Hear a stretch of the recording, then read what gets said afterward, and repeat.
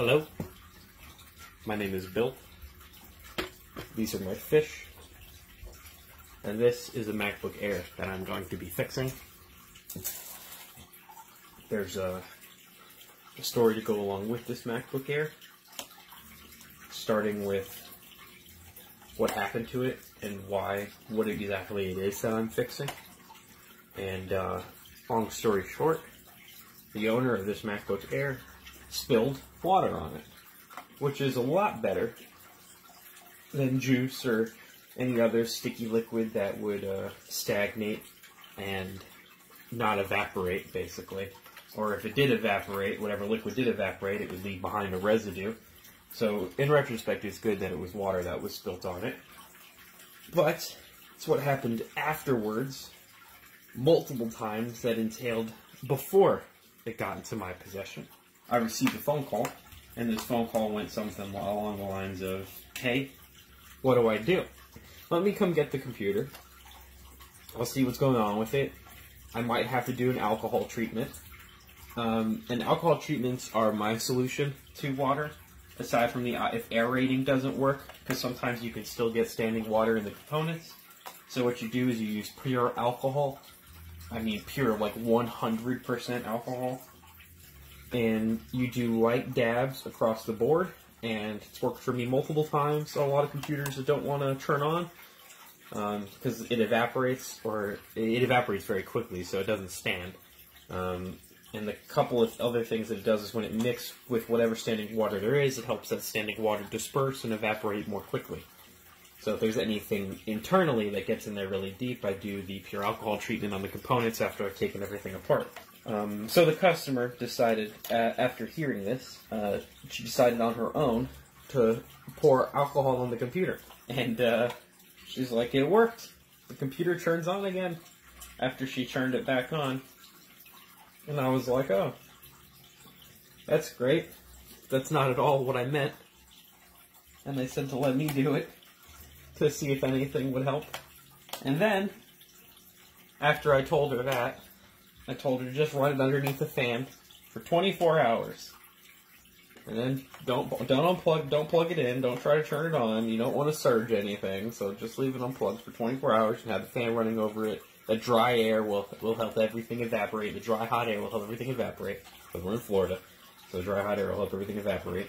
So what she did was, she got a nice big tub of rice, and she put the whole MacBook in that tub of rice. Now, some of you might think, hey, that's a really great idea. Why not just put my whole laptop that I just submerged in water in rice?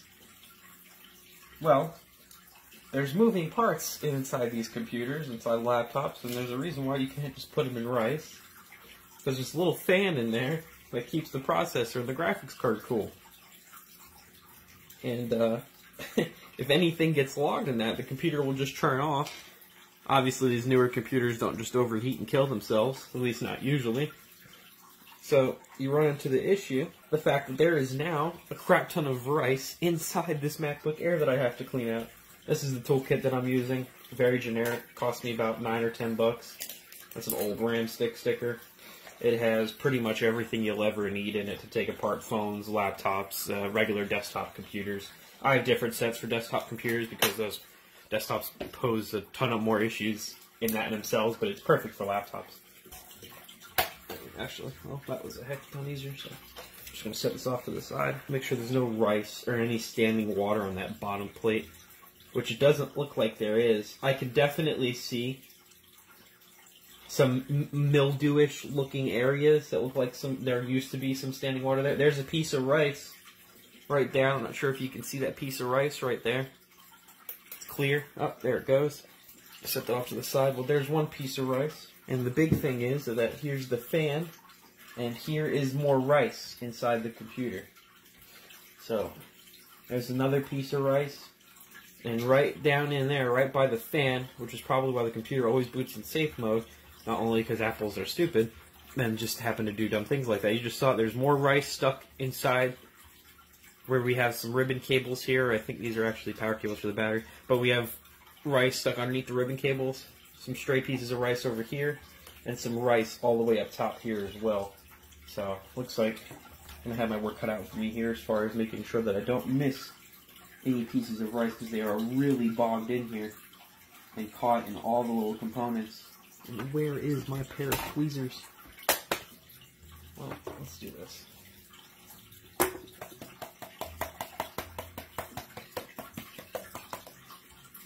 Just very lightly tap to get out the stray pieces, which it seems like it worked, and now we can work on the stuffed pieces.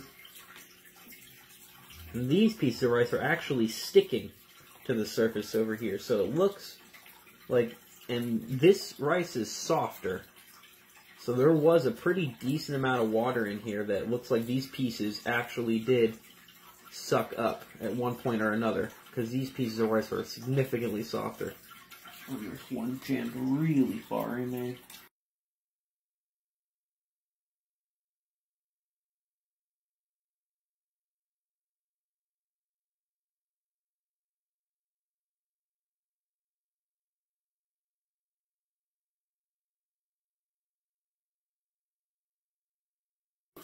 So just to make sure it goes out of safe mode, we're going to hold down escape and see if it'll boot up normally. And as you can see, this, from what she told me, it was actually a fairly decent cup of water that was spilled on it. Well, you can get into the guest account. You can't get into the user account because one of the keys here are actually jammed up. And in a second, I might be pulling up one of these keys to see if there is rice stuck underneath where the key presses down on the pin and registers a key press. Because when you press any of these keys, it's not caps lock.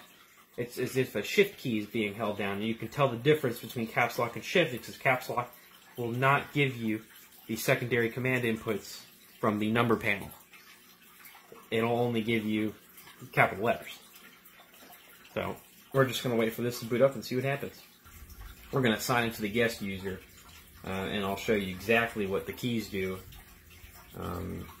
as far as why we can't get signed in properly to the user account that is a passworded user account, because user account names are case sensitive. And if we cannot press the right keys, well, there we go. There we go. 1, 2, 3, 4, 5. Let's do the shift key.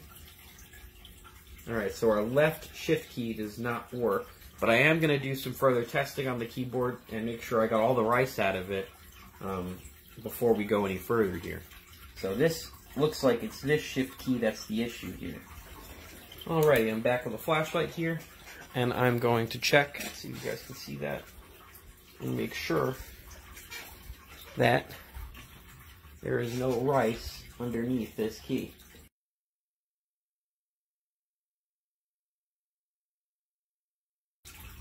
And we are clean. We are clean underneath this shift key. So what that means is that the key isn't the issue. So that means that the keyboard suffered damage on that key. And I'm going to go through, I'm just going to test out, make sure every other key works. See if maybe this time around it won't boot into safe mode now that there isn't anything bogging up the fan, which would definitely force it to boot into safe mode. Oh, and by the way, this screw size that I was using to be able to actually open up the panel and be able to disassemble the MacBook Air was not the torque, it was the star bit with 5 ends. It was the 0.5 I was using. I was using the 0.5. Alright, so to make sure it is not the power cycles in the battery or using the power cables, not the power cycles that are causing the keys to be weird, I'm going to attempt to sign in and see if it is the shift keys that are still messing up. Alright, it looks like we still might be having issues with the keyboard, so it looks like it may actually be a power cycle that messes with the keyboard. So it looks like we're going to have to replace the keyboard anyway.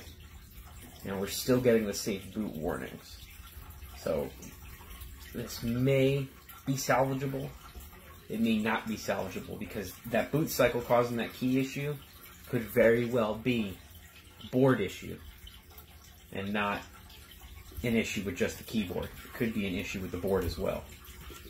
Yeah, we're back to all caps here every time we restart it. So we're going to have to completely disassemble this and see where the surge is at exactly before we go any further.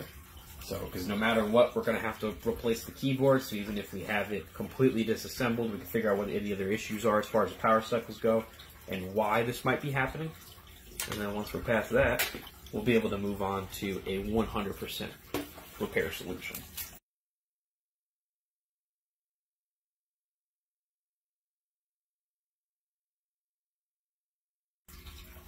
What we are going to do next is ensure that we do a complete power dispersal of the board, so that way we do not surge anything further than it already is.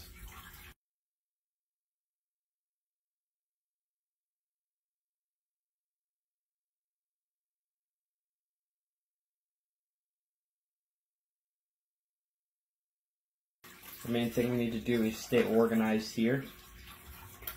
I do screw groups. You might have to do this in a different way depending on what computer it is you were actually disassembling. Doing screw groups might not work when you have computers that have extremely different screw sizes. And this is a good example right here. So the screw sizes for the battery. So now if all the battery screw sizes are relatively the same, I'll still have a screw group for the battery and a screw group for the main board. But that is the screw for the battery, and that is the screw for the main board. Completely different sizes, so we're going to have two different screw groups.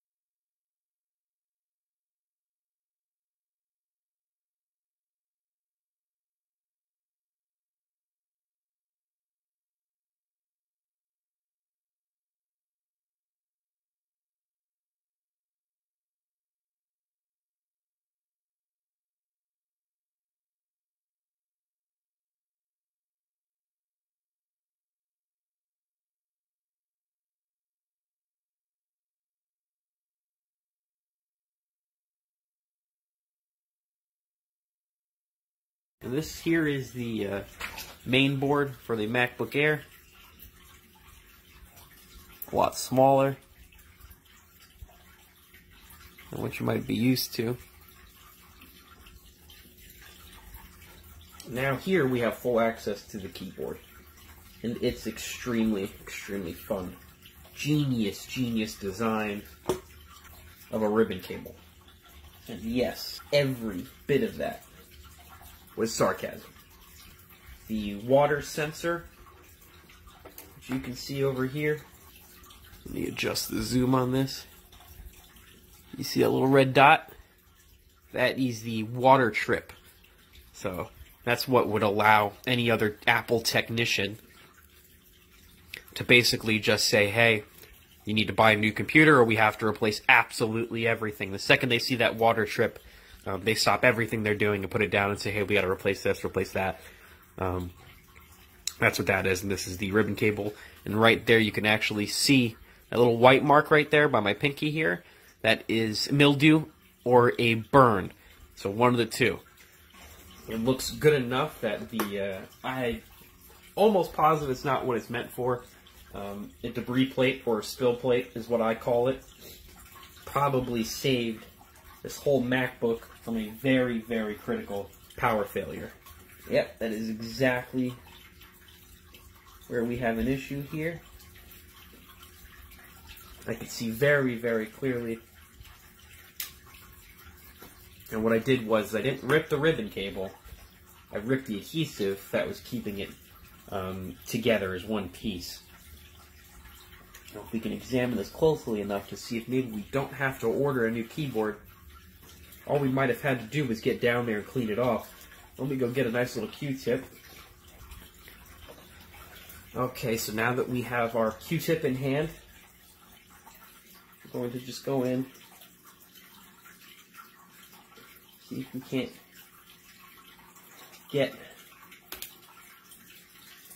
most of that ink, that red ink is bleeding. I got my alcohol here. This is not pure alcohol because we need a little consistency to make sure we can get in there, but it will evaporate. It will evaporate. That's the primary focus here.